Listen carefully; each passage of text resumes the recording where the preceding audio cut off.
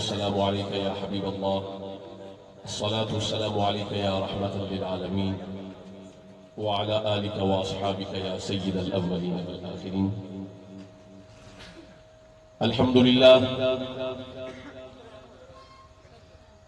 لله جل وعلا، وصلى الله وسلم على نبيه المصطفى رسوله المجتبى أمينه على وحي السماء خاتم الرسل والأنبياء سيدنا وسندنا ونبينا ورسولنا وحبيبنا وطبيب قلوبنا ولبيبنا محمد المصطفى وعلى آله النجباء وأصحابه الأتقياء ومن بهديهم اقتدى إلى يوم الجزاء. أما بعد، فأعوذ بالله من الشيطان الرجيم. بسم الله الرحمن الرحيم. وقال لهم نبيهم إن الله قد بعث لكم طالوت ملكا قالوا أنى يكون له الملك علينا ونحن أحق بالملك منه ولم يؤت سعة من المال. قال إن الله اصطفاه عليكم وزاده بسطة في العلم والجسم والله يؤتي ملكه من يشاء والله واسع عليم.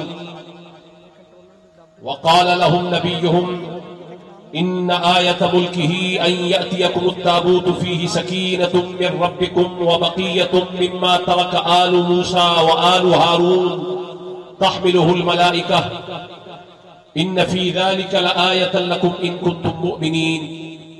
صدق الله مولانا العظيم ولقنا بقوله تعالى في كلامه المجيد والفرقان الحميد.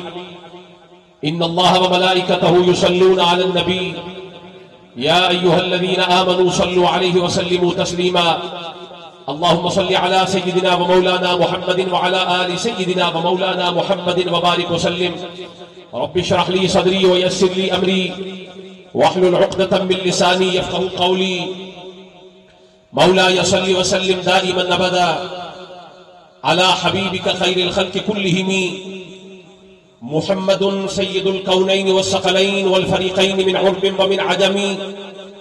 هو الحبيب الذي ترجى شفاعته لكل هول من الأهوال مقتحم وكلهم من رسول الله ملتمس غرفا من البحر أو رشفا من الديم. ثم الرضا عن أبي بكر وعن عمر وعن علي وعن عثمان ذي الكرم. عليك من المليك بكل وقت صلاتي في الجنان لها أداء إذا ختمت تعاد فكل تال له وقف عليها وابتداء. نبی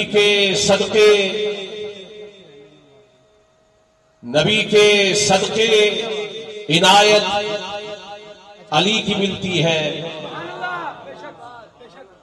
نبی کے صدقے عنایت علی کی ملتی ہے. نصیب والوں کو چاہت علی کی ملتی ہے. نبی کے صدقے عنایت علی کی ملتی ہے. نصیب والوں کو چاہت علی کی ملتی ہے. ہر ایک ولی کو ولایت علی کی ملتی ہے. قلندروں کو امامت علی کی ملتی ہے اور علی سے ملتی ہے مومن کو بندگی کی ادا. علی سے ملتی ہے مومن کو بندگی کی ادا.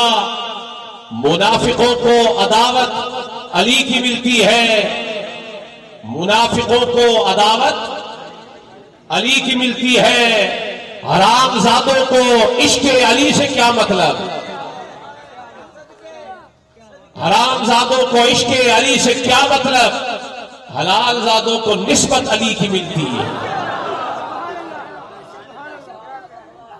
حلال زادوں کو نسبت علی کی ملتی ہے.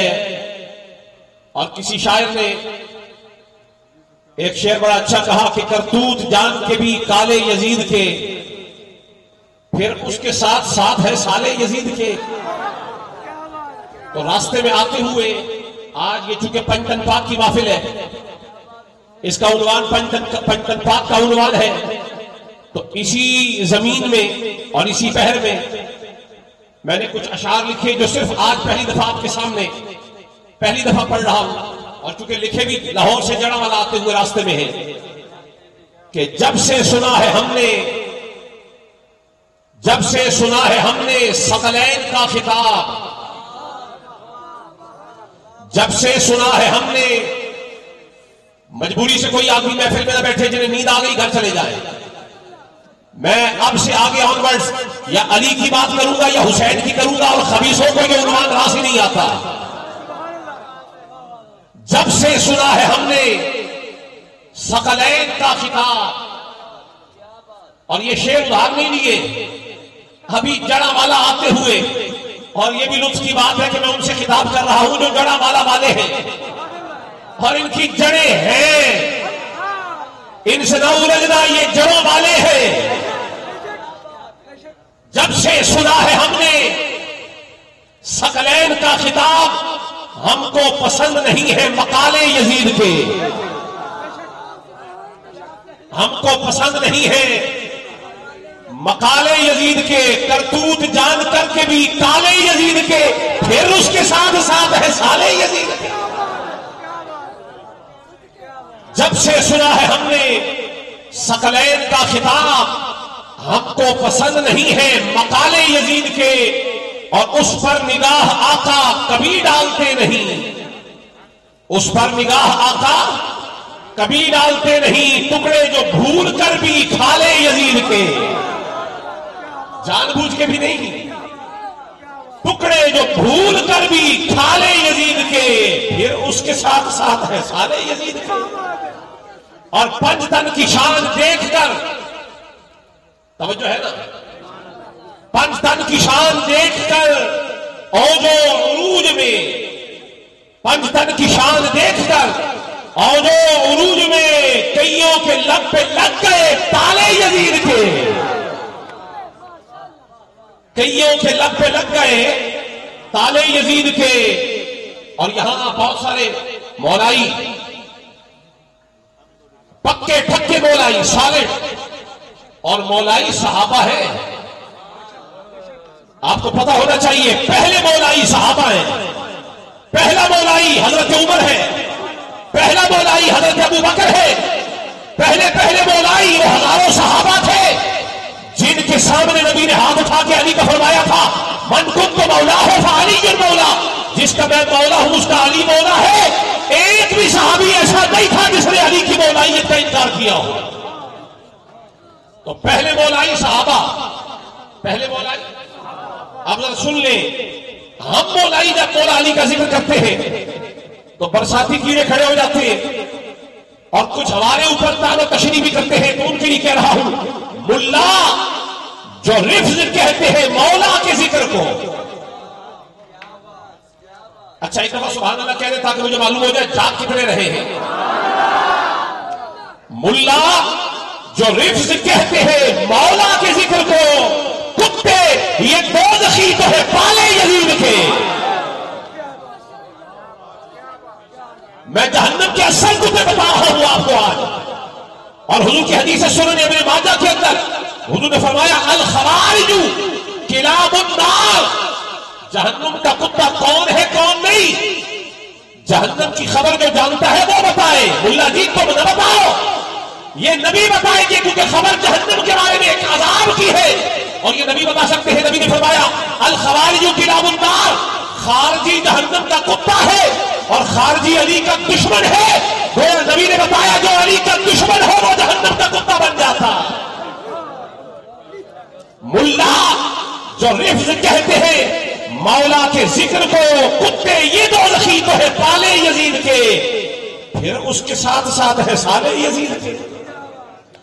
اور محشر میں پل صراط سے اعلان ہو گیا، اللہ وہاں استقامت عطا فرمائے، بڑے بڑے ڈگ پڑیں گے، بڑے بڑے گر جائیں گے وہاں پر، بال سے زیادہ باریک، تلوار کی دھار سے زیادہ تیز، اور اس پر کسی کو استقامت نہیں ملے گی، کوئی جم نہیں سکتا، لیکن نبی فرما رہے ہیں اے علی، کسی شخص کے لیے پل صراط سے گزرنا ممکن نہیں جب تک اس کے ہاتھ میں علی والا ٹکٹ نہ ہو. لا يجوز لأحد على الصراط، کسی شخص کے لیے اس کا جواز نہیں ہے کہ وہ پل صراط پر ٹک جائے، جم جائے، الا بجواز علی، لیکن مگر وہ شخص ٹکے گا جس کے لیے علی پروانہ لکھ دیں گے. میں اس پل صراط کی بات کر رہا ہوں کہ محشر میں پل صراط سے اعلان ہو گیا دوزخ میں ڈال دیجئے سالے یزید کے. اس پہ ڈھیلا نہیں کرا، سبحان اللہ ذوق سے کہہ دیں، کہیں ایسا نہ ہو سسرالی رشتہ داری آپ کی بھی نہ نکل آئے. ذوق سے بلند آواز سے کہہ دیں ذرا سبحان اللہ. محشر میں پل صراط سے اعلان ہو گیا دوزخ میں ڈال دیجئے سالے یزید کے. سنیوں ناسبی میں بس اتنا سا فرق ہے، سنیوں ناسبی میں بس اتنا سا فرق ہے، ہم آل کے فدائی وہ لالے یزید تھے. ہم آل کے فدائی وہ لالے، بولیے نا، ہم آل کے فدائی وہ لالے یزید کے. اور سر دے دیا، دیا نہیں دستے نجس میں ہاتھ. سر دے دیا، دیا نہیں دستے نجس میں ہاتھ، کرتوت کر دیے عیاں کالے یزید کے. کرتوت کر دیے عیاں کالے یزید کے. اور من عاد علی ولیہ کا عنوان ہے گواہ. من عاد علی ولیہ یعنی اللہ فرما رہا ہے جو میرے ولی سے دشمنی مول لے، جو میرے ولی کے مخالف ہو جائے، اللہ فرما رہا ہے میں اذن دے رہا ہوں کہ میری اس سے جنگ ہے. عام ولی سے جو مخالفت مول لے لے، اللہ کی اس سے ڈھیلا نہ بولے، اللہ کی اس سے جو بابا فرید سے جنگ مول لے، اللہ کی اس سے جو خواجہ اجمیری سے جنگ مول لے لے، اللہ کی اس سے جو داتا صاحب سے جنگ مول لے، اللہ کی اس سے جو شاہ بغداد غوث اعظم سے جنگ مول لے لے، اللہ کی اس سے. یعنی عام ولی سے جو جنگ مول لے لے، اللہ کی اس سے جنگ ہے. اور جو ولی کو ولی بناتا ہو، من عاد علی ولیہ کا عنوان ہے گواہ، چمچے خدا ہی نار میں ڈالے یزید کے. چمچے خدا ہی نار میں ڈالے یزید کے. اور یہ بات ایک یزید لعین پر نہیں ختم، یہ بات ایک یزید لعین پر نہیں ختم. وہ بھی یزید ہے جو چلے چالے یزید کے، وہ بھی یزید ہے جو چلے چالے یزید کے.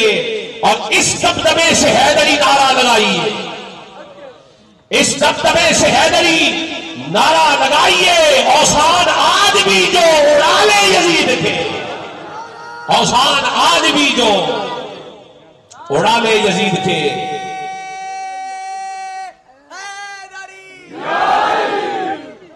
اوسان آج بھی جو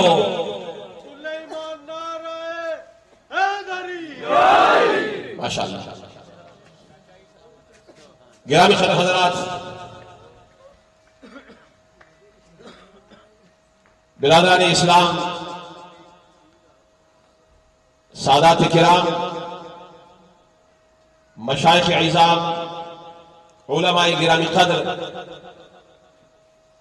واجب الاحترام پیر طریقت جناب شفاقت علی ہاشمی صاحب دامت برکاتہ القدسیہ، حاجی فقیر محمد راشد کلاچوی سروری قادری صاحب غالباً تشریف لائے اور دوران محفل تشریف لے گئے.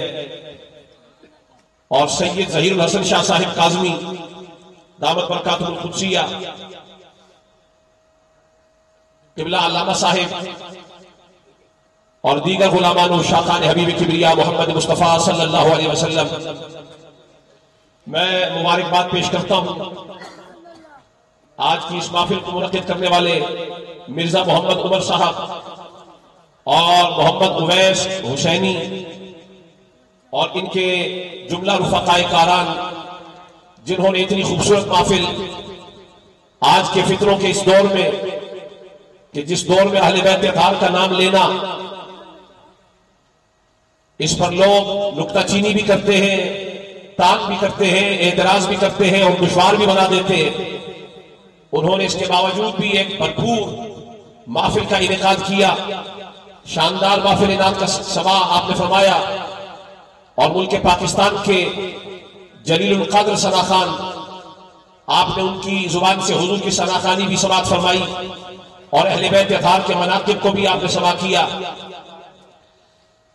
میں مرزا عمر صاحب کو مبارکباد دیتا ہوں اور یہ تاکید کرتا ہوں کہ اسی ذوق کے ساتھ، اسی ولولہ کے ساتھ اور اسی جذبہ اور عقیدت کے ساتھ حضور کے اہل بیت اطہار کا جشن پنج تن پاک کے عنوان کے ساتھ جب تک زندگی ہے انشاءاللہ مناتے رہے۔ یقیناً یہ اہل بیت اطہار کا جو جلسہ ہے یہ ایمان کی بہت بڑی دلیل اور سند ہے۔ اس دور میں اہل بیت اطہار کا نام لینا حقیقی سنیت ہے۔ اصل سنی وہ ہے جو پنج تن کا متوالا ہے، جو پنج تن کا دیوانہ ہے۔ چند دن پہلے یہاں آپ کے جڑاوالا کے مضافات میں ایک عظیم الشان محفل انوار سدرہ اور غلامان سدرہ شریف جو ہے جماعت ہاشمیہ، انہوں نے بڑی شاندار منعقد کی۔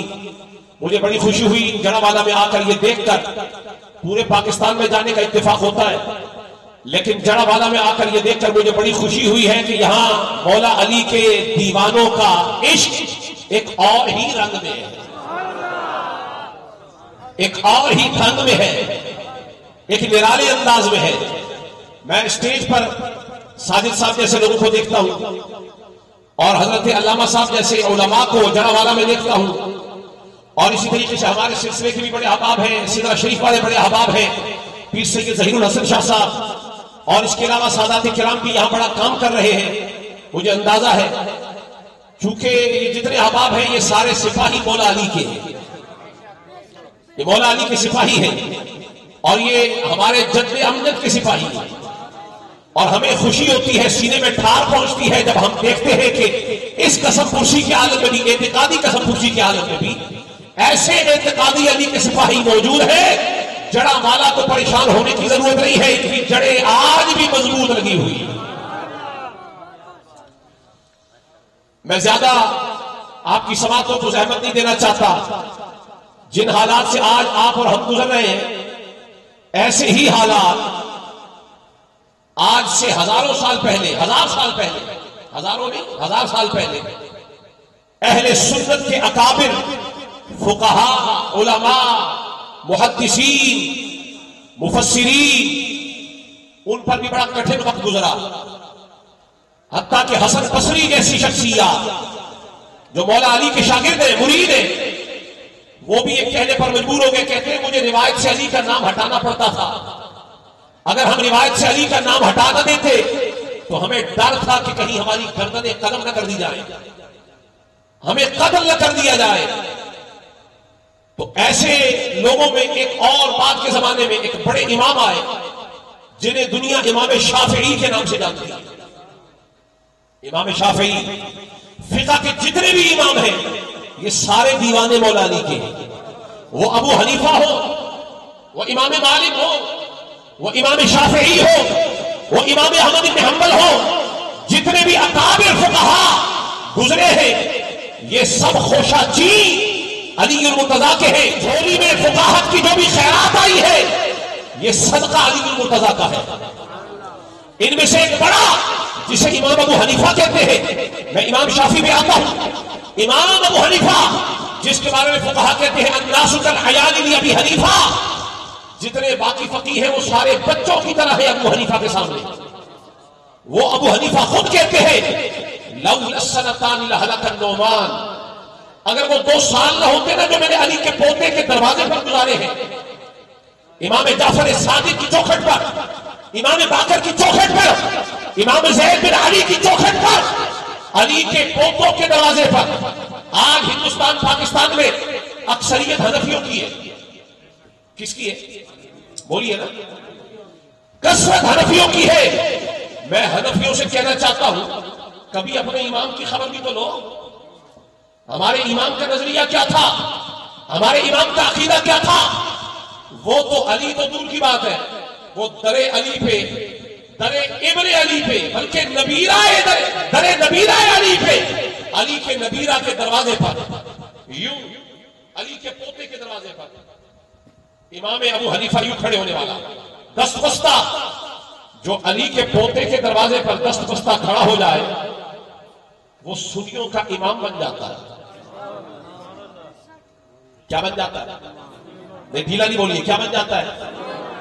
دیوبندی بھی حنفی، بریلوی بھی حنفی، یعنی پاکستان میں دیوبندی اور بریلوی اپنا نام جس سے متعلق کرتے ہیں اور منسوب ٹھہراتے ہیں، اپنی سنیت کی سند جس کے دروازے سے لیتے ہیں، وہ ابو حنیفہ اپنی سنیت کی سند جعفر صادق کے دروازے سے لے رہا ہے۔ یہ علی نہیں ہے، یہ علی کا پوتا ہے۔ میں نے کہا جن کے پوتے کی علمیت و فقاہت کا یہ عالم ہے کہ جو ان کی چوکھٹ پہ آ کے ڈیرا لگا لے وہ سنیوں کا امام ہو جاتا ہے، تو علی خود سنیوں کا کتنا بڑا امام ہوگا۔ بات سمجھ آ رہی ہے؟ اب ان سے نیچے ایک امام ہے جنہیں امام شافعی کہا جاتا ہے۔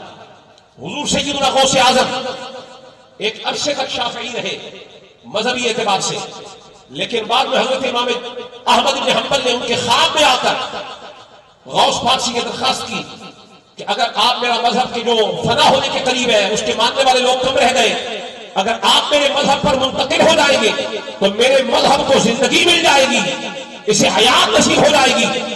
تو غوث اعظم نے حضرت امام احمد بن حنبل کا مذہب جو حنبلی مذہب ہے وہ قبول فرما لیا اور پھر اس کی ترویج کی، لیکن پہلے کچھ عرصہ شافعی رہے۔ تو امام شافعی کی بات بتا رہا ہوں، وہ یہ فرماتے ہیں کہ اذا فی مجلس نذکر علیہ، یہ آج سے 1000 سال پہلے کی تقریباً بات بتا رہا ہوں، جب ہم علی کا ذکر کرتے ہیں کسی محفل میں، آج ہم مولا علی کا ذکر کرنے بیٹھے ہیں، پنج تن کا ذکر کرنے بیٹھے ہیں، تو امام شافعی کہتے ہیں جب ہم کسی محفل میں علی کا ذکر کرتے ہیں وَسِبْطَیْ ہے وَفَاطِمَةَ الزَّکِیَّۃَ، اور جب نبی کے نواسوں کا ذکر کرتے ہیں وَفَاطِمَةَ الزَّکِیَّۃَ، اور فاطمہ پاک فاطمہ الزہرا کا ذکر کرتے ہیں، اور یہاں انہوں نے حسنین کریمین کے لیے ایک لفظ بولا سبتے، کیا بولا؟ جتنے پیچھے تک بیٹھے سارے مل کے بولے سبتئی، جسے سبتین بھی کہتے ہیں۔ امام حسن بھی سبت ہے، امام حسین بھی سبت ہے، اور نبی نے انہیں فرمایا کہ یہ دونوں، یہ الحسن والحسین، یہ دونوں سبتین ہیں من الاسباط، یہ اسباط میں سے سبتین ہیں، حسن بھی سبت حسین بھی سبت، لیکن لوگوں نے اس کا تعلق صرف یہی سمجھا کہ یہ نبی کے نواسے ہیں، نہیں، اس کی ایک تعریف قاضی ایاز نے بیان کی اور ایک تحفۃ الاحوزی کے اندر یہ موجود ہے۔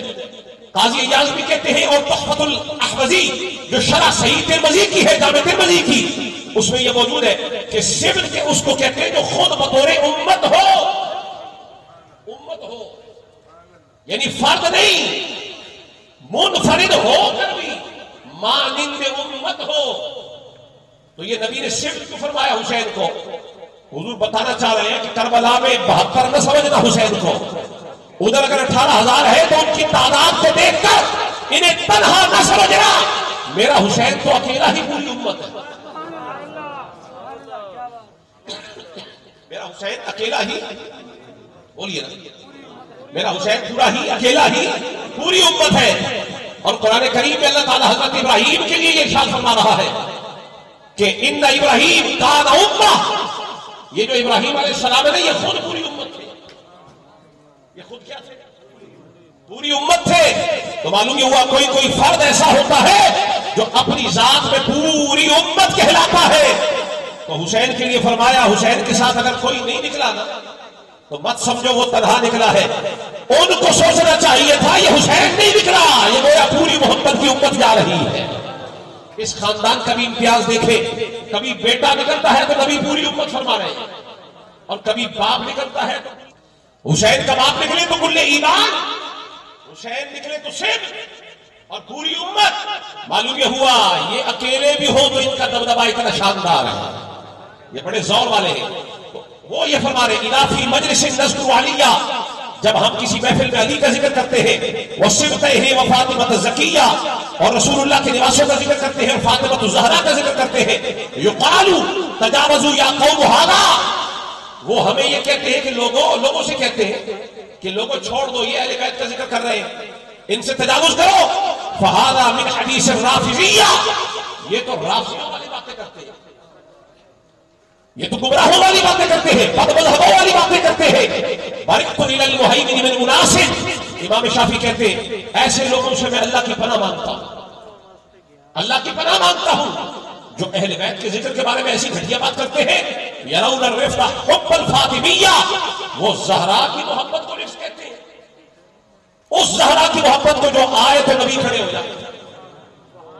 علی آل الرسول صلاۃ ربی، آل رسول پر، نبی کی آل پر صلاۃ ربی، میرے رب کی طرف سے رحمتیں نازل ہو، ولعنتہ لتلک الجاہلیہ، اور جو نبی کے آل کا ذکر بند کرتے ہیں ان پر اللہ کی لعنت نازل ہو جاتی ہے۔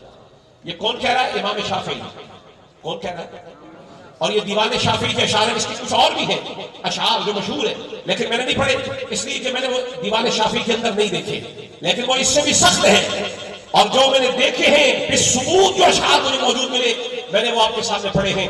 معلوم یہ ہوا کہ اہل بیت اطہار کا ذکر کرنا اور پھر اس پر تانے کھانا یہ سنیوں کے امام کا شعار ہے۔ آج کل کے لوگوں کی سنیت اتنی پکی نہیں جتنی امام شافعی کی ہے۔ الغرض میں مبارکباد پیش کرتا ہوں مرزا عمر صاحب کو جنہوں نے آج کی اس محفل کو منعقد کیا۔ آنے والے حضرات میں آپ کو مبارکباد پیش کرتا ہوں۔ قرآن کریم سے آج کے خطاب کے لیے میں نے 2 آیات کی تلاوت کی، توجہ ہے نا؟ ابھی خطاب شروع ہو رہا ہے، میں نے پہلے صرف آپ کو جگایا ہے۔ اگر گاڑی کا انجن ٹھنڈا ہونا اسے کبھی روڈ پہ نہ چڑھائیں، کانوں کو ہاتھ لگائیں، بڑا نقصان ہونے کا اندیشہ ہے۔ انجن گرم ہو جائے تو پھر جی ٹی روڈ پہ دوڑائیں بسم اللہ، اور موٹر وے پہ دوڑائیں بسم اللہ، لیکن انجن گرم ہو تو دوڑائیں۔ سنیوں کے بھی عقیدے کے انجن کو میں ٹھنڈا رہنا نہیں دینا چاہتا، میں چاہتا ہوں ان کا انجن بھی گرم ہو جائے اور پھر ہم گاڑی دوڑائیں گے انشاءاللہ کبھی کربلا والی گلی میں، کبھی جنت البقیع امام حسن والی گلی میں، اور کبھی نجف والی گلی میں، اور پھر مزہ آئے گا آپ کو یہ سن کر کہ 5 تن کا عنوان بیان ہو تو کیسے بیان ہونا چاہیے۔ پہلے ذرا ان 2 آیاتوں کو سن لیں۔ اس کا پس منظر یہ ہے کہ اللہ کے نبی حضرت شبیر علیہ السلام، تفاسیر کے اندر یہ موجود ہے کہ ان کے دور میں ایک بڑا ظالم بادشاہ تھا، جالوت جس کا نام تھا، یہ نام یاد کریں، کیا نام تھا؟ جالوت۔ ظالم تھا، جابر تھا، سرکش تھا، خدا کا منکر تھا۔ تو اس کے قلع کما کے لیے اس دور میں اللہ کے ایک نبی حضرت شبیر علیہ السلام وہ موجود ہے۔ اب لوگ جب اس کے ظلم و ستم سے پریشان ہوئے تو نبی شبیر علیہ السلام کے پاس آئے، انہوں نے آ کر کہا اے اللہ کے نبی ہمارے لیے ایک بادشاہ بنا دے۔ قالوا لنبی اللہ مبعث لنا ملکا، انہوں نے کہا ہمارے لیے ایک بادشاہ کھڑا کر دے، نقاتل فی سبیل اللہ، ہم اللہ کے راہ میں لڑنا چاہتے ہیں، جہاد کرنا چاہتے ہیں۔ قالا، نبی بولے هل عصیتم ان کتب علیکم القتال الا تقاتلوا، کہنے لگے کہ تمہارے معاملات سے اندازہ اس بات سے ہوتا ہے کہ اگر تو قتال تمہارے اوپر اللہ نے فرض کر دیا ایسا نہ ہو کہ تم بے رخی کر جاؤ، پھر جاؤ، انکار کر دو، سرکشی نافرمانی کرنے لگ جاؤ اور قتال نہ کرو، ایسی چیز نہ مانگو کہ جس پر عمل نہ کر سکو بعد میں۔ لیکن وہ پختہ ہو کے بولے کہ نہیں ہم کرنا چاہتے۔ قالوا وما لنا الا نقاتل فی سبیل اللہ وقد اخرجنا من دیارنا، ہم کیوں نہیں اللہ کی راہ میں جہاد کریں گے جبکہ اس ظالم بادشاہ نے ہمیں ہمارے گھروں سے نکال دیا ہے، اور ہم نکلے بھی ہیں اپنے وطن سے اسی غرض سے۔ وابنائنا، اور ہماری اولاد جو ہے ہمیں ان سے بھی دیش نکالا کر دیا گیا، اولاد نکالا کر دیا گیا، اولاد جدا ہو گئی، آبا جدا ہو گئے، خاندانوں سے الگ کر دیا گیا ہے۔ فلما كتب عليهم القتال، اب جب ان پر جہاد فرض ہو گیا، تولوا، وہی بات ہوئی جس کا خدشہ نبی کو تھا، پھر گئے، مکر گئے، الا قلیلا منہم، مگر ان میں سے چند لوگ جو جمے رہے. یہ جو بدر میں 313 تھے نا، یہ عدد بتاتا ہے کہ حق والے ہمیشہ تھوڑے ہی ہوتے ہیں. حق والے ہمیشہ، بیلا نہیں بولنا، حق والے ہمیشہ. آپ منظر کربلا کا دیکھ لیں، امام علی مقام کے ساتھ اگرچہ اس وقت میں 3 بڑے اعظموں میں اسلام کی حکومت تھی، آج بھی لوگ سینے پہ ٹھوک ٹھوک کے کہتے ہیں کہ بڑی لاکھوں مربع میل پر حکومت تھی. میں نے کہا کبھی یہ بھی تو سوچا ہوتا، لاکھوں مربع میل میں سے حسین کے لیے صرف 50 کے قریب بندے نکلے، باقی سارے تو خاندان کے بندے تھے. وہ 18 تھے، 20 تھے، 23 تھے، 28 تھے، وہ تو خاندان کے تھے.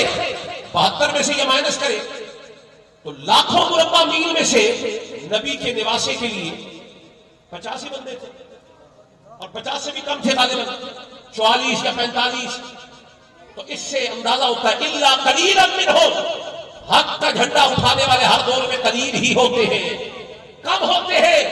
اپنی قلت سے کبھی گھبرانا نہیں، حق ہمیشہ ہر دور میں قلیل ہوتا ہے تعدادی اعتبار سے، لیکن استعداد کا مسئلہ جب آ جاتا ہے تو حق ہی غالب نکلاتا. آگے چلیے، واللہ علیم بالظالمین، اور اللہ ظالموں کو خوب جاننے والا ہے. اور آگے چل کے اب کتاب شروع کر رہا ہوں اور ان آیات کا ترجمہ آپ کو پختہ کروا رہا ہوں. وقال لهم نبیہم، ان کے نبی نے ان سے فرمایا، ان اللہ قد بعث لکم طالوت ملکا، اللہ نے طالوت کو تمہارا بادشاہ بنا دیا. جو مخالف تھا وہ تھا جالوت، اور جسے اللہ نے بادشاہ بنایا وہ کون تھا؟ یہ نام یاد کر لیں، طالوت. اور جو دشمن خدا تھا وہ کون تھا؟ جالوت. اب طالوت کو نبی بشارت دے رہے ہیں کہ طالوت کو اللہ نے بادشاہ بنا دیا ہے. مانگا انہوں نے خود تھا، انہوں نے مانگ کے بادشاہ دیا تھا، لیکن اب اللہ نے بنا ہی دیا. قتال بھی فرض ہو گیا، عمر سے فرار ہو گئے. اب جب بادشاہ کی باری آ گئی، اب ان کا حال دیکھیے ہوتا کیا ہے. طالوت بولے انا یکون لہ الملک علینا، یہ ہمارا بادشاہ کیسے ہو سکتا ہے، اس کو ہمارے اوپر شاہی کیسے مل سکتی ہے. وَنَحْنُ أَحَقُّ بِالْمُلْكِ مِنْهُ، ہم بادشاہی کے اس سے زیادہ بڑے حقدار ہیں، اس سے بڑے حقدار ہیں. پہلے نبی کو خدا کے کہا کسی کو بنا دے، اب نبی نے اذن الہی سے جب بنا ہی دیا، راہیں بدلنے لگے، چیب ادبی ہونے لگے، ان کی تیوریاں بدلنے لگی، منکر ہو گئے. اور ایک انہوں نے اعتراض کیا، وَلَمْ يُعْطَ سَعَةً مِنَ الْمَالِ، یہ کوئی مالدار آدمی نہیں ہے، یہ کوئی مالدار آدمی. میں ابھی خطاب شروع کر رہا ہوں تاکہ آپ کو میرے نتیجے تک پہنچانا ہے. ابھی تو قرآن کو سمجھے، ہمیں تو لوگوں کو آج کل اس دور میں قرآن کھول کے پڑھنے کی اور ترجمہ پڑھنے کی بھی توفیق نہیں ہے. میں میرا قرآن کا ترجمہ آپ کے سامنے پیش کر رہا ہوں. منہ سے مانگ کے بادشاہ لیا، جب بن گیا کہ لگے یہ بادشاہ کیسے ہو سکتا ہے، ہم تو بڑے حقدار ہیں. اور بھائی تم بڑے حقدار تھے تو پہلے نبی سے تقاضے کیوں کیا؟ اب جب نبی نے بنا دیا تو کہتے ہو وَلَمْ يُؤْتَ سَعَةً مِنَ الْمَالِ، یہ کوئی مالدار آدمی نہیں ہے. معلوم ہوا اس دور میں بھی لوگ سمجھتے تھے کہ ہمارا بادشاہ وہ ہو جو مالدار ہو، لیکن خدا فرماتا ہے مال کی تمہاری نظر میں کوئی عزت ہو تو ہو، مال رکھنا کمال نہیں ہے، خدا کی راہ میں مال لگانا کمال ہے. یہ بنیادی بات. اچھا یہ بات میں کیوں کہہ رہا ہوں؟ مال ہونا کمال نہیں، مال لگانا کمال ہے. میں اشارہ کدھر کر رہا ہوں؟ میں زہرا کی ماں کی طرف اشارہ کر رہا ہوں، جنہیں خدیجۃ الکبریٰ کہا جاتا ہے. حضرت ابوبکر صدیق سے پوچھئے، سیدنا ابوبکر صدیق رضی اللہ تعالیٰ عنہ بڑا مال خرچ کیا اسلام کے لیے، لیکن وہ خود یہ کہتے ہیں کہ ایک دن رسول اللہ صلی اللہ علیہ وسلم حضور تشریف لائے اپنے گھر میں، حضرت خدیجہ گھر میں موجود ہے. حضور نے آ کر چہرے پر حضور کے تفکر کے آثار ہیں، پریشانی کے. حضرت خدیجہ حضور کی محبوبہ اور بے مثال محبوبہ، لاڈلی بیوی، اور بیوی بھی ایسی کہ نبی کے نکاح میں 25 سال رہی، نبی سو کر نہیں لائے. نبی سو کر محفل پنج تن پاک کے نام کی سجائی ہے نا، پنج تن تک ضرور جاؤ، پر ان پنج تن میں سے وہ جو حسن ہے، وہ جو حسین ہے، وہ جو زہرا ہے، یہ 3 جس ماں سے آئے ہیں نا، پہلے اس خدیجہ کو سمجھو، پھر سمجھ آئے گی کہ حسن حسین اور زہرا کا مقام کیا ہے۔ حضرت خدیجہ الکبریٰ وہ نبی کی زوجہ 25 سال نبی کے نکاح میں رہی، کبھی نبی سو کر لے کر نبی کے نکاح میں متعدد عورتیں بیک وقت موجود رہی، اور حضور کے وصال کے وقت بھی تقریباً 9 یا 11 کا عدد آتا ہے نبی کے نکاح میں رہی۔ لیکن کیا وجہ ہوئی کہ 25 سال حضرت خدیجہ حضور کے نکاح میں رہی اور دوسری بیوی کا خیال بھی نہیں آیا؟ نبی بتا رہے ہیں کہ حکم شریعت اسلامیہ کا یہ ہے کہ اگر بیوی کے مقابلے میں ساتھ دوسری بیوی بھی ہو تو پھر بیچ میں مساویانہ متساوی معاملات رکھنے یہ ضروری ہوا کرتے ہیں، لیکن جہاں خدیجہ ہو وہاں کوئی اور بھی آ جائے برابری ہو نہیں سکتی ہے، اس لیے فرمایا دوسری بیوی آ نہیں سکتی۔ اور یہی خدیجہ الکبریٰ، ان کی بیٹی فاطمہ الزہرا مولا علی کے نکاح میں آئی، کسی نے نکاح کا پیغام بھیجا، حضرت فاطمہ الزہرا حضور کی بارگاہ میں آ گئی اور آ کے عرض کی یا رسول اللہ علی کو کسی نے نکاح کا پیغام بھیجا ہے۔ حضور غضبناک ہوئے، عام مومن کے لیے کتنے نکاح کی اجازت ہے؟ ذرا اشارہ کر کے بتا دیں کتنی؟ قرآن کریم کہتا ہے فَانكِحُوا مَا طَابَ لَكُم مِّنَ النِّسَاءِ مَثْنَىٰ وَثُلَاثَ وَرُبَاعَ، 2 کرو، 3 کرو، 4 کرو، تمہیں اجازت ہے۔ فَإِنْ خِفْتُمْ أَلَّا تَعْدِلُوا، لیکن اگر تمہیں یہ خوف ہو کہ تم دونوں میں عدل نہیں کر سکو گے، یا تینوں میں عدل نہیں کرو گے، یا 4 میں عدل نہیں کرو گے، فواحدہ، پھر ایک ہی ہے۔ یہ مولا علی نے ایک زہرا ہی سے نکاح کیوں کیا جب تک وہ زندہ تھی؟ اللہ تعدلوا، برابری نہیں ہو سکتی، کیوں؟ ایک طرف وہ ہو جو آئے نبی کھڑا ہو جائے اور دوسری ایسی آئے جو زہرا کی برابری کرے، تو فرمایا نہیں، جب تک زہرا موجود ہے دوسری بیوی آ نہیں سکتی، کیونکہ برابری نہیں ہو سکتی، عادل نہیں ہو سکتا۔ تو وہ خدیجہ الکبریٰ حضور تشریف لائے، چہرے پر تفکر کے آثار ہیں، عرض کی یا رسول اللہ پریشان دکھتے ہیں۔ حضور نے فرمایا کہ مکے میں حالات بڑے دگرگوں ہیں، مسلمانوں کے حالات بڑے پریشانی والے ہیں، مالی حالات، اور کسی کے پاس کھانے کے لیے نہیں، کسی کے پاس پہننے کے لیے نہیں۔ تو حضرت خدیجہ الکبریٰ بولی یا رسول اللہ خدیجہ کا مال کس کے لیے؟ میرا مال ہے نا، آقا آپ کے قدموں پر نشان، اور فرمایا میرا وہ جو کھلا خزانہ ہے نا، جائیں اس کو کھلوائیں اور اپنے دوست ابو بکر کو ساتھ لے جائیں۔ معلوم ہوا حضرت خدیجہ گواہی قائم کر رہی تھی، حضرت ابو بکر ساتھ گئے، خزانہ نکالا، اور خود حضرت ابو بکر راوی ہے، وہ یہ کہتے ہیں کہ جب حضرت خدیجہ کا وہ خزانہ نکالا گیا اس میں درہم نہیں تھے، دینار تھے، اور درہم ہوتے ہیں چاندی کے سکے، دینار ہوتے ہیں سونے کے سکے، سونے کے سکوں کا ڈھیر لگایا گیا۔ ابو بکر کہتے ہیں میں ایک طرف کھڑا تھا اور دوسری طرف کوئی آدمی کھڑا ہوتا تو وہ نظر نہیں آتا تھا۔ خدیجہ نے یہ سارا مال نبی کے ایک اشارے پر قربان کر دیا۔ آج جو کلمہ پڑھتے ہیں انہیں مقام خدیجہ الکبریٰ نظر نہیں آتا، ہوش کرو، یہ خدیجہ کا مال ہے کہ جس کے زور سے تم آج بھی کلمہ پڑھ رہے ہیں۔ صحابہ کرام نے حضرت خدیجہ کے مال کی وجہ سے اسلام قبول کیا اور کلمہ پڑھا۔ خدیجہ محسنہ کائنات بھی ہے، محسن اسلام بھی ہے، محسن مصطفیٰ بھی ہے۔ تو مال ہونا کمال نہیں، مال لگانا کمال ہے، اور خدیجہ نے مال لگایا ہے۔ حضرت خدیجہ نے مال، انہوں نے یہ اعتراض کیا وَلَمْ يُؤْتَ سَعَةً مِّنَ الْمَالِ، ہمارا بادشاہ کسی کو بنانا تھا کوئی مالدار آدمی ہوتا، لیکن اب سنے جواب آ گیا۔ قال، نبی نے کہا ان اللہ اصطفاہ علیکم، اسے تمہارے اوپر اللہ نے چنا ہے، اسے تمہارے اوپر کس نے چنا؟ اللہ نے چنا ہے، اور آگے اس کی علت بیان کی کہ چنا کیوں ہے، فرمایا وَزَادَهُ بَسْطَةً فِي الْعِلْمِ وَالْجِسْمِ، تم سمجھتے ہو کہ مالدار کو بادشاہ ہونا چاہیے؟ رب کی بارگاہ میں شاہ وہ ہوتا ہے جو جسمانی قوت والا بھی ہو اور بہت بڑا عالم بھی ہو۔ یہ خطاب میرا سارا اسی کے ارد گرد روٹیٹ کرتا ہے۔ شاہ وہ ہو جو جسیم ہو، شاہ وہ ہو جو شجاع ہو، شاہ وہ ہو جو قوی ہو، بہادر ہو، اور عالم بھی ہو، اور عالم بھی یہ اللہ نے چنا ہے نا۔ ان اللہ اصطفاہ علیکم، اور اللہ نے کس بنیاد پر چنا؟ جسم کی وجہ سے زادہ بسطۃ فی العلم والجسم، انہیں بسطہ عطا فرمایا ہے علم میں بھی جسم میں بھی. ابھی آپ کو سمجھ نہیں آئی تو میں بتانا چاہتا ہوں، بدر کے میدان میں ایک ہی دن میں 70 کافر جہنم رسید ہوئے اور تنہا حیدر کے ہاتھ سے 35 جہنم میں گئے. علی المرتضیٰ کے دستے شجاع سے 35 بندے جہنم میں. اور یہ بھی عجیب بات ہے، رات ہوئی نا تو صحرا کی جگہ نیچے ریتیلا میدان ہے.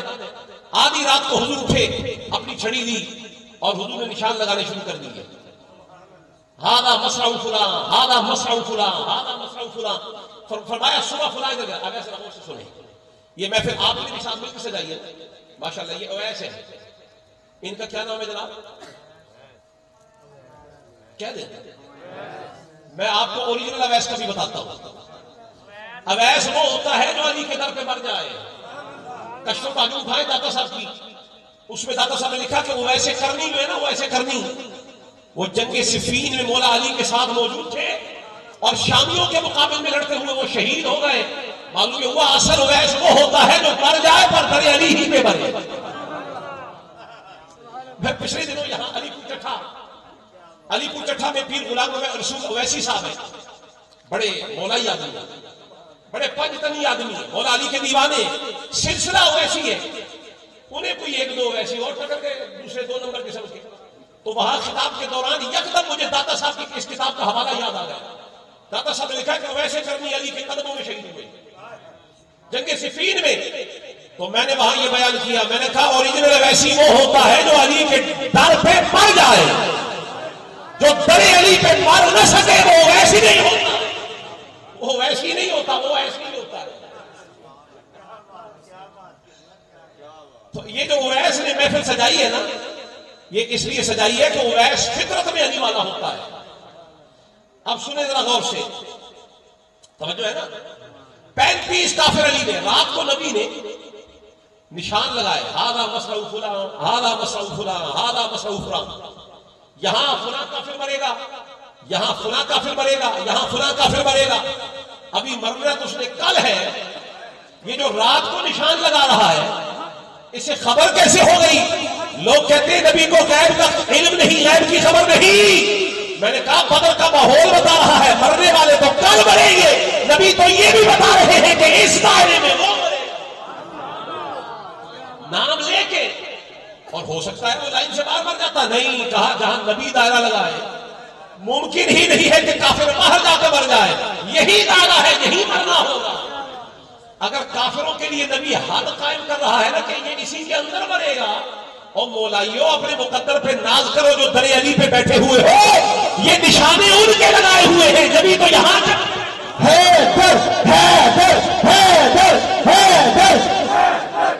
نبی نے نشانے لگائے.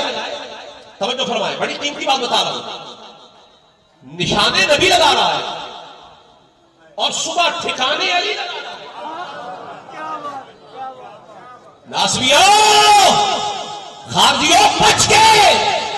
علی نبی کے اندر اتنی اکائی ہے اور اتنا قرب ہے، نشانے نبی لگاتا ہے، ٹھکانے علی لگاتا ہے.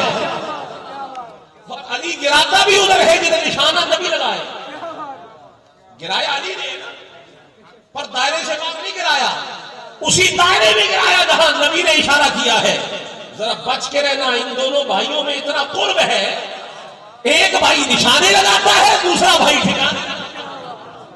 ذرا بچ کے، ان سے مقابلہ نہیں کر سکتے. تو آگے میں جس علی کی بات کر رہا ہوں، قرآن بتا رہا ہے شاہ وہ ہے جو طاقتور ہو، جو جسیم ہو، جو قوی ہو. اور ساتھ فرمایا بسطۃ فی العلم والجسم، علمی کمال بھی ہو. اور علمی کمال میرے علی کا یہ ہے. نبی نے فرمایا اے صحابہ اقباکم علی، تم میں سب سے بڑا قاضی علی ہے. نہیں ڈھیلا، سبحان اللہ. تم میں سب سے بڑا قاضی، ڈھیلا نہیں، تم میں سب سے بڑا قاضی، جسے نبی نے سب سے بڑا قاضی کہا ہو. چونکہ یہ عنوان پنجتن کا ہے نا، تو میں آپ کو سمجھا رہا ہوں علی شاہ ولایت کیوں ہے. وہ ولایت کا شاہ اس لیے ہے کہ علی جس میدان میں بھی گیا ہے نا، بڑے بڑے بہادروں کے پیتے پانی کر کے آیا، سامنے کوئی ٹک نہیں سکا۔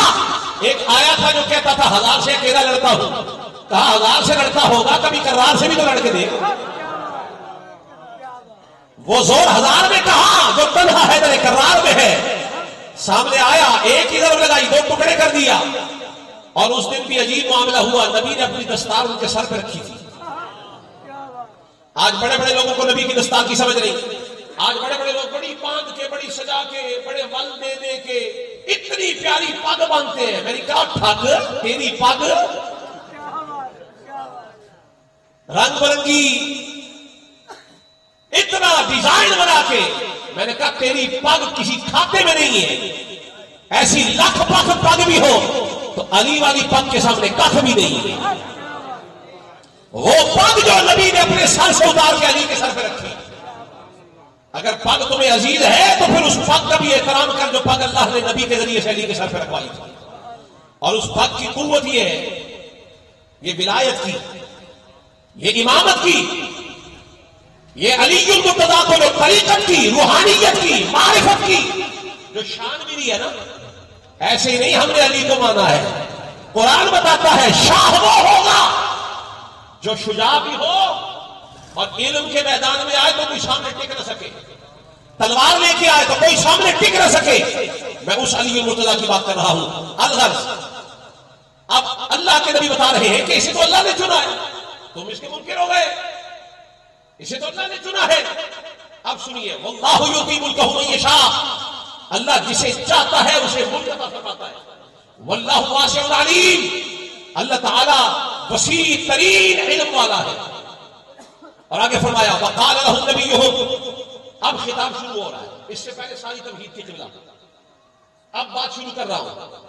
وقال لهم نبیہم، اور کہا ان سے ان کے نبی نے کہ ان آیت ملک ہی، تمہیں یقین نہیں ہے نا کہ یہی بادشاہ ہے؟ اب ایک نشانی ہے اس کی بادشاہت کی۔ ان آیت ملک ہی ان یاتیکم التابوت، ذرا انتظار کرو تمہارے پاس ایک تابوت آئے گا، فیہ سکینۃ من ربکم، اس تابوت میں اللہ کی طرف سے تمہارے لیے سکون ہے۔ کیا ہے؟ کیا ہے؟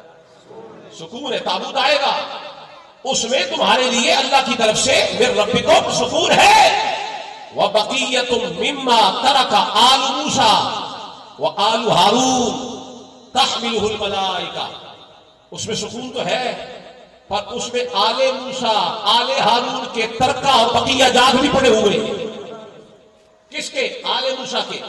کس کے؟ آل ہارون کے۔ آل محمد نہیں آئی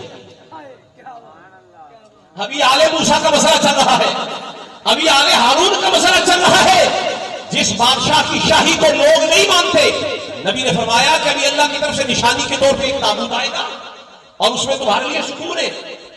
اور سکون اس وجہ سے ہے کہ اس تابوت کے اندر بقیہ جات ہیں، ترکے ہیں، تبرکات ہیں۔ کس کے؟ آل موسیٰ کے۔ کس کے؟ آل ہارون کے۔ اور جڑا والا والوں، ابھی تمہیں سمجھ نہیں آئی میں کیا بتانا چاہتا ہوں۔ جہاں نبی کی آل کا ترکہ ہو وہاں بڑا سکون ہوتا ہے۔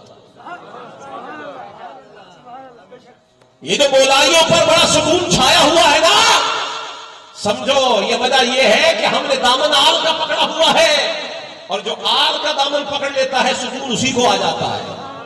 نبی فرمائے میری اہل بیت میری امت کے لیے باعث امن و امان ہے، اور جب تک میرے اہل بیت ان میں رہے یہ ان کا اختلاف نہیں کریں گے میری اہل بیت کا، تب تک اس امت میں امن رہے گا۔ اور اگر اذا خالفت قبیلۃ من العرب، اگر عرب کا کوئی قبیلہ ان کا دشمن ہو جائے گا، فصاروا حزب ابلیس، جو ان کا دشمن بنے گا وہ ابلیس کے جتھے میں سے ہو جائے گا، وہ ابلیس ہی ہو جائے گا۔